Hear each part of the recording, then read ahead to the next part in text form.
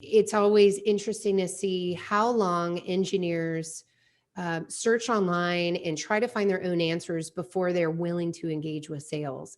And that number is consistently trended 50% or better, and it keeps going up and up and up. And certainly some age differences in this question too. Yeah, yeah. So, I would say that it might be easy to think that the pandemic has kind of made people go online for their buying process, but that's really always been the trend. Mhm. So it may have, pushed it a little bit, but it's not the sole reason here. Engineers have moved online to complete much of the buying process, and they have for a while now. We saw 62% of respondents complete more than half of the buying process online before they reach out to anyone. And we see, we do see that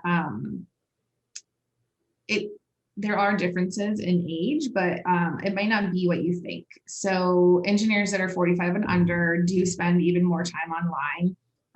70% of those people complete more than half the buying process online. I know there's a lot of numbers flying out here. Sometimes it can be hard to Yeah. follow along, but Yeah. engineers 45 and under are spending the most time online Mhm. before reaching out to someone.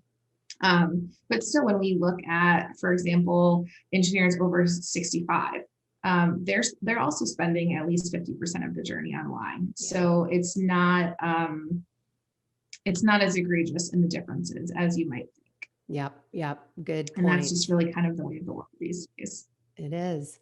I was speaking with an engineer last week who shared that, oh yeah, I don't want to talk to anyone.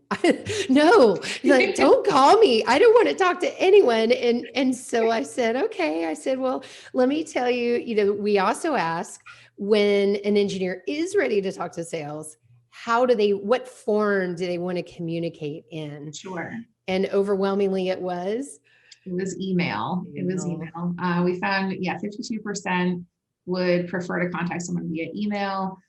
We found 29% would prefer a phone call. And then, not very many people were in favor of in-person meetings for obvious reasons. We also saw, I know we get a lot of questions about online chat. We sure Um, do. and it's the preferred method for only 5% of engineers. It doesn't mean they're not using it to maybe ask one-off questions or ask for a phone number or ask for an email address. So I wouldn't say that online chat is not utilized. It's just maybe not what you would think of as your preferred method to Yeah. really dive into things. Yeah. And it really dive into things. I think that's a good way to say it.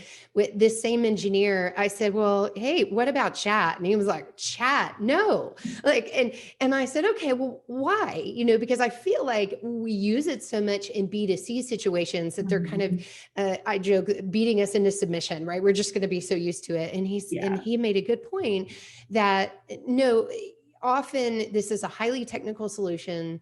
I'm going to need a lot of information, some resources that I can go, link to, reference, whatever. And that's way easier to do via email. You can go into a little bit more detail. You can provide links, provide documents, but I Right. still don't have to talk to anybody that I perceive is trying to push something on me. So it was Exactly. interesting to hear from his perspective why email is so valued. And, I think a lot of disappointment on the marketer's part because we're trying to, how can we push people further in the funnel? How can we better Mhm. qualify these leads for sales? So I get why chat is favored, but boy, I guess most of these engineers just aren't ready when it comes to at least seeking a technical solution.